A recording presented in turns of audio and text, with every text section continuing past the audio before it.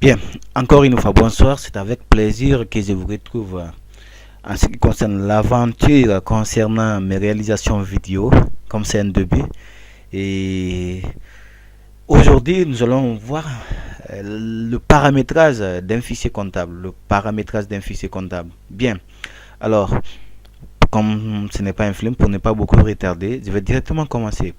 Le fichier est déjà ouvert. Voilà, vous regardez, vous voyez très bien. Et je vous rappelle que c'est toujours avec la version i7. Voilà, c'est avec la version i7 car Sage c'est un programme qui a plusieurs versions. Mais c'est la dernière version de i7 que je vais vous montrer au niveau du paramétrage d'un dossier ou d'un fichier comptable. Bien, alors comme le fichier est déjà ouvert, le dossier est déjà ouvert, alors je vais directement commencer. En ce qui concerne le paramétrage d'un fichier comptable pour une entreprise, pour que votre entreprise soit opérationnelle, en ce qui concerne l'enregistrement des données ou des opérations comptables, vous devez connaître d'abord quels sont les facteurs possibles pour le pilotage de mon entreprise sur le plan de la comptabilité. Pour que l'entreprise soit opérationnelle dans l'enregistrement des écritures comptables, il faut d'abord avoir un plan comptable. Donc le plan comptable, c'est le premier facteur. Après le plan comptable, vous devez aussi avoir le plan analytique. Après ça, vous devez aussi créer le plan tierce. Après le plan tierce, les taux de taxes. Après les taux de taxes, les codes journaux. Voilà, tous ces facteurs-là sont importants pour, comme on appelle, le pilotage de votre comptabilité. Alors, on va commencer par le plan comptable qui est le premier facteur des états en ce qui concerne les opérations et l'enregistrement des opérations comptables. On va commencer par créer le plan comptable de cette société-là, Benga Prestations. Très bien. Alors, vous venez sur structure, plan comptable. Donc, je vais imaginer, voilà, je vais pas imaginer, je vais créer un exemple, au moins 10 comptes comme ça. Pas un grand plan comptable, mais c'est l'ensemble des comptes susceptibles à être utilisés dans mon entreprise que je vais créer. Voilà. Donc, je clique sur nouveau ou ensuite, vous pouvez combiner la touche CTRL plus la touche J du clavier. Toute cette boîte de dialogue va se présenter ou vous faites clic droit et venez cliquer sur ajouter un nouvel élément, bien sûr. Voilà. Alors, dans cette boîte, je vais renseigner quelques comptes, par exemple. Voilà. Les comptes courants. Je vais les créer. Voilà.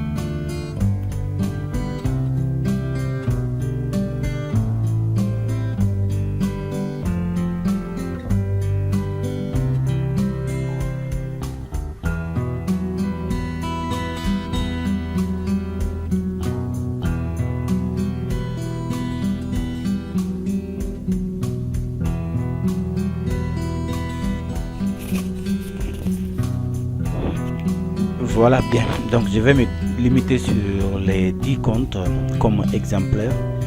Après avoir créé le plan comptable, vous continuez, vous venez maintenant sur structure encore, plan analytique. Voilà, le plan analytique, c'est l'ensemble des départements et des services de l'entreprise.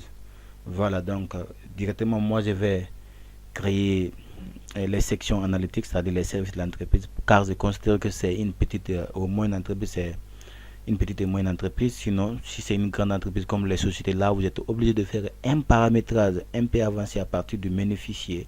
Vous venez dans paramètres société pour mettre en place les départements et les services ou les sections analytiques en fonction aussi de ces départements-là.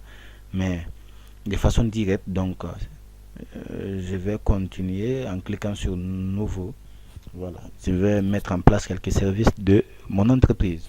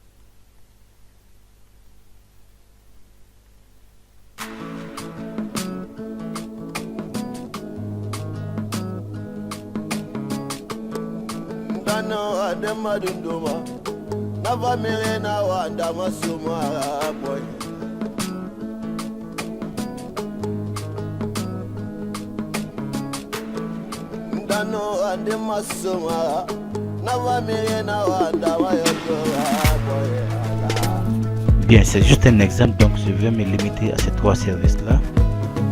Ensuite,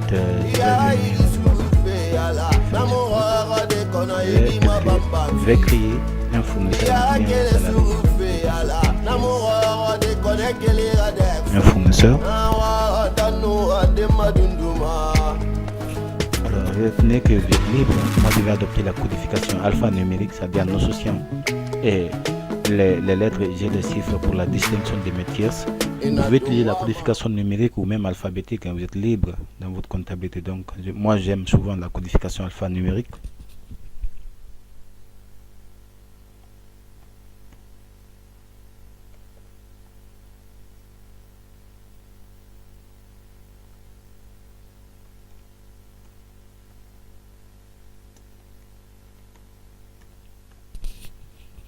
Bien, voilà, ça c'est mon nom de famille.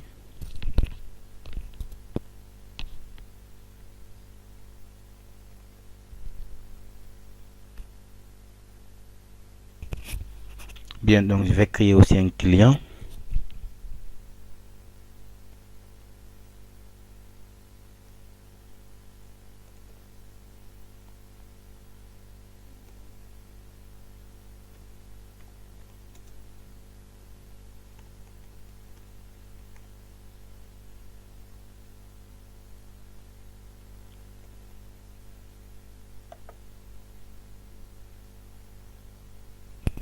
Voilà, je vais ajouter aussi un deuxième client.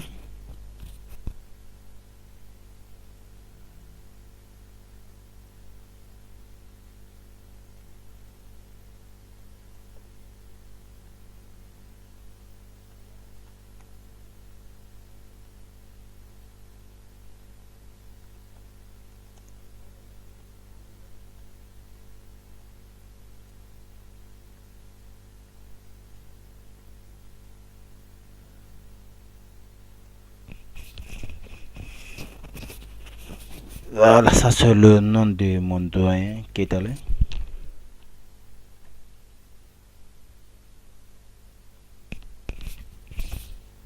Bien, donc je vais ajouter aussi les comptes pour les salariés. Et retenez qu'un salarié peut avoir 2 à 3 comptes, un compte de rémunération, un compte d'avance, un compte de prêt, voilà, ainsi de suite.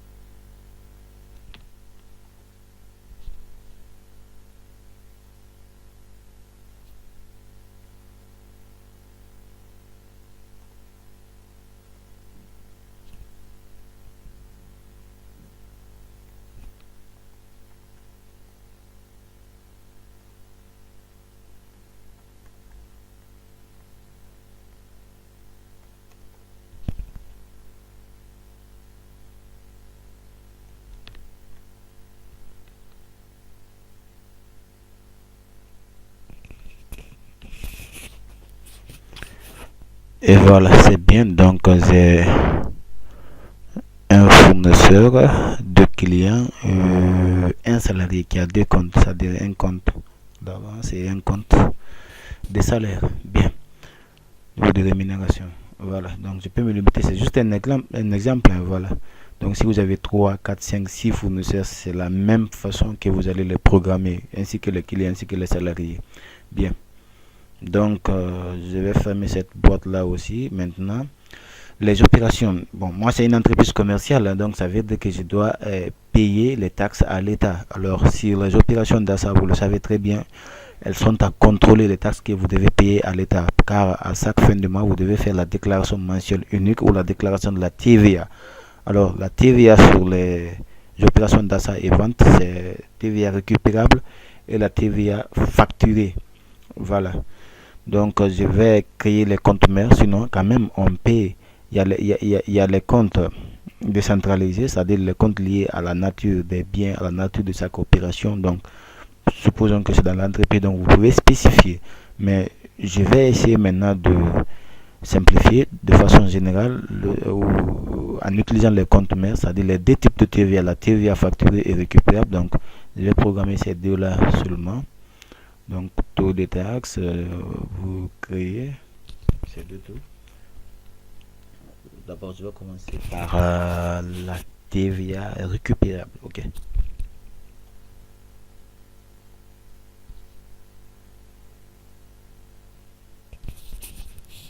Le sens déductible, donc je continue, intitulé.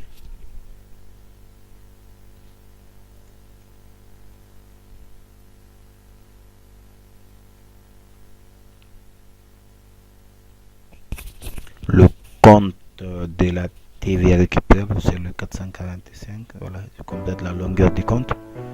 Et le taux de la TVA sur le territoire guinéen, c'est en Guinée, le taux de la TVA, c'est 18%.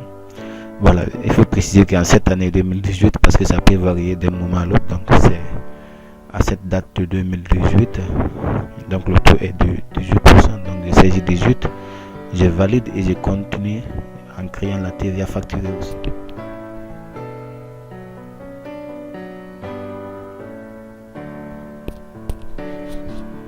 Bien, la TVA facturée, le sens, elle est collectée.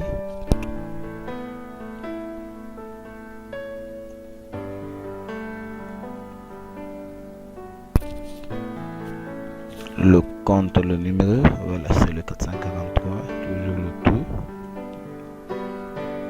Le tout, c'est 18. Bien, voilà, donc je vais créer ces deux comptes mères de TVA, TVA facture récupérable, après les taux de taxes. Maintenant, je viens sur les codes journaux. Voilà, codes journaux, c'est l'ensemble des journaux utilisés par l'entreprise pour enregistrer ou stocker ces données comptables par nature. Alors, ça veut dire que toutes les opérations qui se passent dans l'entreprise doivent avoir un journal correspondant à la nature de l'opération.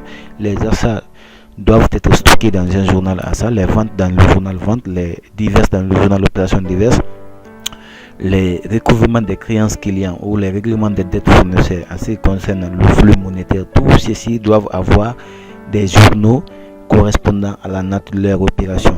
Tout règlement en espèces doit être enregistré dans un journal caisse.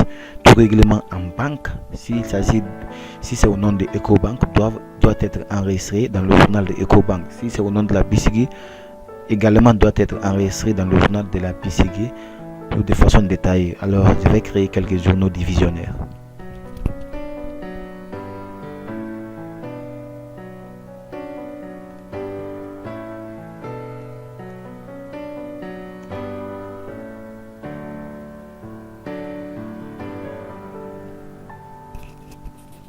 Voilà, souhaitez-vous effectuer la ventilation intégrée sur ce journal? Non, voilà, il y a plusieurs méthodes. On peut cocher oui, faire la ventilation, mais la méthode la plus simple pour faire la ventilation, il y a un cours spécial que je vais réaliser sur la ventilation intégrée. Donc pour l'instant, vous laissez cocher cette option-là. Non, suivant.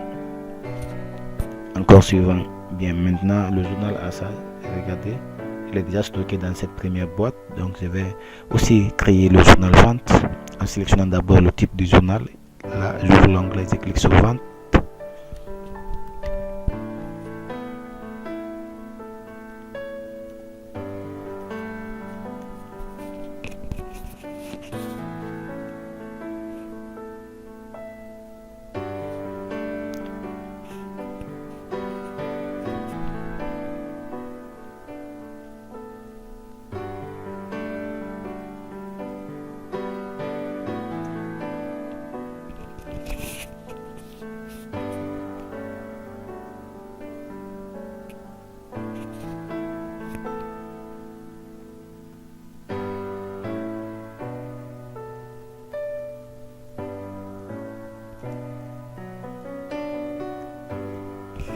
tous les journaux de trésorerie. Quand vous cliquez sur suivant, on va vous demander le compte de trésorerie. Je suis en train de créer le journal de la BCG. Il y a un compte. Vous savez que le compte banque c'est le 521. Maintenant, moi j'ai créé le compte 5211 au nom de la BCG. 521 ça veut dire que BCG est notre première banque partenaire. Donc, si j'ai une deuxième banque partenaire comme EcoBank, je peux mettre 521 12. Voilà, ça veut dire deuxième banque partenaire. Donc, ça ne veut pas dire que le compte 5211 qui est dans mon plan comptable, c'est le compte standard ou le compte réel de la BCG. Non, c'est un compte banque BCG. Voilà. Bien, donc, je regarde. Voilà, voici le numéro de mon plan comptable. BCG, voilà, elle est là, 5211. BCG, je la sélectionne. Maintenant, vous avez les options qui sont très importantes ici. La première option, c'est là, vous devez la cocher en contrepartie des règlements enregistrés. Voilà, c'est la machine qui va vous aider à comptabiliser les règlements ou les encaissements. Bien, donc, sur le compte de contrepartie aussi, voilà, ces deux options-là sont à cocher pour tous les journaux de trésorerie. Je dis bien, pour n'importe quel journal de trésorerie, c'est la première option en contrepartie des règlements enregistrés et l'avant-dernière option sur le compte de contrepartie. Et maintenant, vous cliquez sur suivant. Et oui, encore suivant. Maintenant, je vais créer aussi le journal qui est toujours de type trésorerie.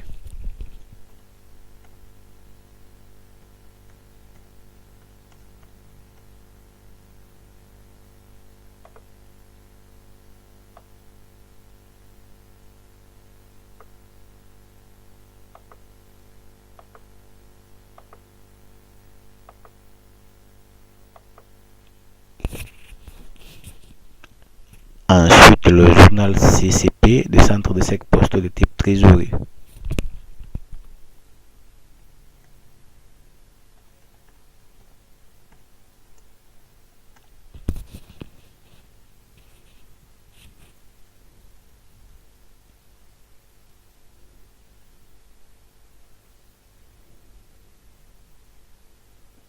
Voilà, donc, eh bien, voilà, donc vous voyez, voilà, c'est les facteurs là que vous devez mettre en place pour l'enregistrement des données comptables. Le plan comptable. Après le plan comptable, vous avez le plan analytique. Voilà. Après le plan analytique, vous avez aussi le plan tiers, c'est l'ensemble des partenaires qui échangent des biens et services avec l'entreprise, les fournisseurs, les clients, les salariés, l'État, les banques, les syndicats et autres. Donc, ensuite, taux de taxes. Voilà. Les taxes assujetties aux opérations d'achat et vente. Donc, vous avez aussi les codes journaux. Donc, voici les 5 états standards que vous devez obligatoirement avoir pour le pilotage des activités comptables. Alors, j'espère que vous avez pris plaisir avec la réalisation de ce cours vidéo en ce qui concerne le paramétrage du fichier comptable. Et toujours rester en contact. Et surtout, n'oubliez pas de m'adresser vos questions ou les critiques ou les suggestions concernant la réalisation de mes cours vidéo. Je suis toujours entièrement à votre disposition pour une meilleure satisfaction. Alors, ça a été un grand plaisir pour partager ce petit moment avec vous. J'espère qu'on se retrouvera plus tard pour d'autres tutoriels. Merci, ciao.